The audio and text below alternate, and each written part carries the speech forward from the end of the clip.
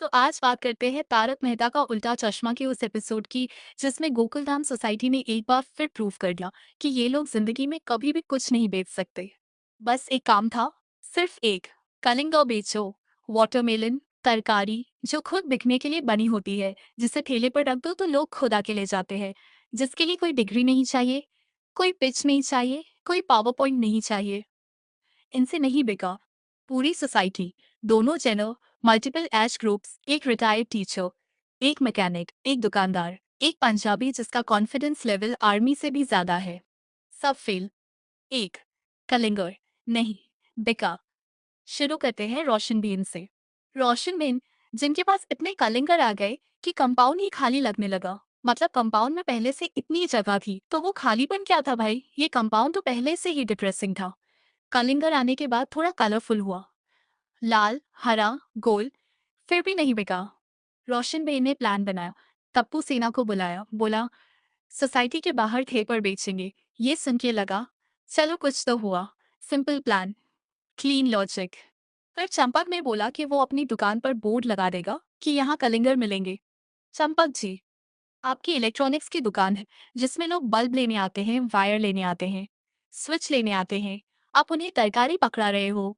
वो आदमी मिक्सर लेने आया था और आप उसे कलिंगर दे रहे हो। कस्टमर रिटेंशन का ये नया मॉडल है क्या? अब आते हैं सोडी पर। सोडी ने बोला वो अपनी जीप में कलिंगर लोड करके अपने गैराज ले जाएगा, वहां बेचेगा। सीधा प्लान, लॉजिकल लगता है, क्लीन लगता है। आधा एपिसोड बाद सोडी वापस आया, सारे कलिंगर लेकर, एक भी नहीं बिका। क्यों? क्योंकि रास्ते में ट्रैफिक पुलिस ने पकड़ लिया। प्राइवेट व्हीकल का कमर्शियल यूज, फाइन। सोडी ने लिटरली ट्रैफिक लॉ तोड़ा, एक तरकारी के लिए। ये आदमी एक वाटरमेलन के लिए क्रिमिनल रिकॉर्ड की तरफ जा रहा था। अगर पुलिस थोड़ी और स्ट्रिक्ट होती तो आज सोडी के नाम पर एफआईआर होती, रीजन में लिखा होता कलिंगर। बस कलिंगर। और जो चीज मुझे सबसे ज्यादा हैरान करती है वो ये है कि सोडी को प्लान बनाते वक्त एक बार भी नहीं लगा कि यार जीप में इतने कलिंगर क्यों डालूं। कोई पूछ सकता है, नहीं सोचा, बस डाल दिए। क्योंकि सोडी सोचता पहले नहीं है, करता पहले है, सोचता कभी नहीं है एक्चुअली।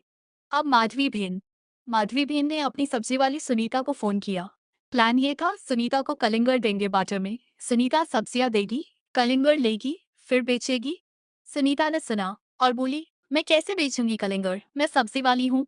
माधवी ने बोला अरे वैसे ही बेचो जैसे सब्जियां बेचती हो। ये लॉजिक सुन के मुझे रियलाइज हुआ कि माधवी बहन को लगता है कि सब्जी और फ्रूट में सिर्फ कैटेगरी का फर्क है। प्रोसेस सेम है, प्रोफेशन सेम है, बस आइटम बदलो। सुनीता ने सही कहा, अगर मैं रोज कुछ अलग बेचूंगी तो ना सब्जी वाली रहूंगी ना फ्रूट वाली। मतलब सुनीता को अपनी प्रोफेशनल आइडेंटिटी का पता है। सुनीता इस एपिसोड की सबसे सेल्फ अवेयर कैरेक्टर थी। सुनीता एमबीए लेवल सोच रही थी। सुनीता ने ना बोल दिया, सुनीता चली गई, सुनीता ने जीता। माधवी बेन ने एक ट्रेंड प्रोफेशनल को सोशल मीडिया फेम से कन्विंस करने की कोशिश की। बोली मैं तेरी वीडियो बनाऊंगी, तुझे फेमस कर दूंगी, स्टार सब्जी वाली बनाऊंगी। सुनीता ने बोला मुझे कोई स्टार नहीं बनना, सब्जी चाहिए तो बताओ, नहीं तो जाने दो। सुनीता एक ही एपिसोड में पूरी सोसाइटी से ज्यादा सेंसिबल निकली। सुनीता के ऊपर अलग शो बनाना चाहिए। सुनीता बेन का सीधा चश्मा, चलेगा पक्का, ज्यादा भी चलेगा। अब मास्टर जी ने क्या किया, उन्होंने अपने सब कॉन्टेक्ट्स को फोन किया। होटल वाले, अचार वाले, स्टूडेंट्स के पेरेंट्स, सबको फोन किया। एक भी पॉजिटिव रिस्पॉन्स नहीं आए।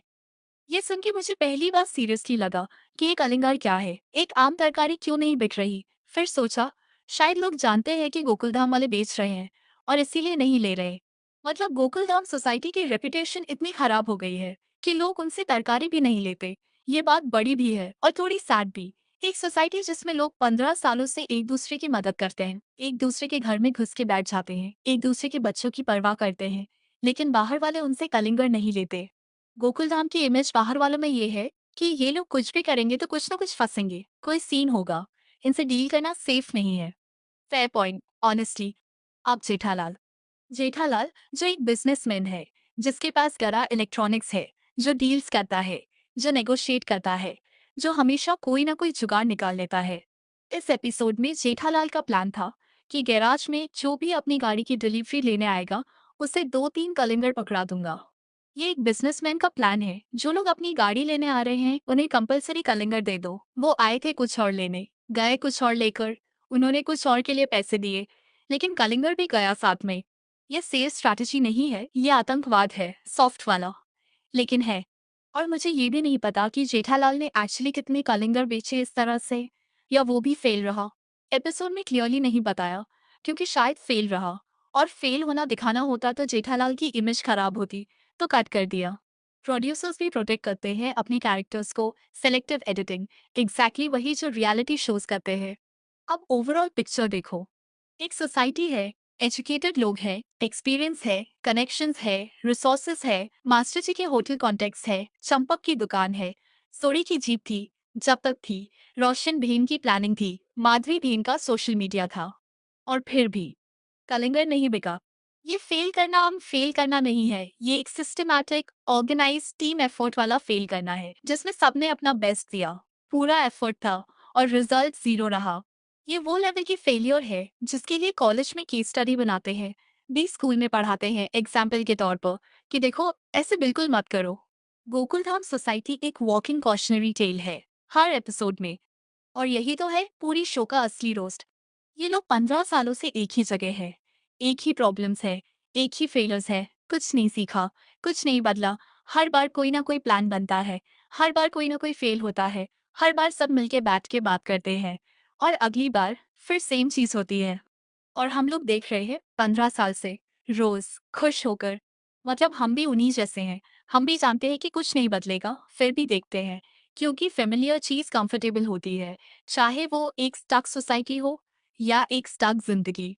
कलिंगर तो बस एक बहाना था, असली चीज तो ये थी। लेकिन ये बात थोड़ी ज्यादा सीरियस हो गई। तो चलो कलिंगर खाओ, शो देखो, सब ठीक है।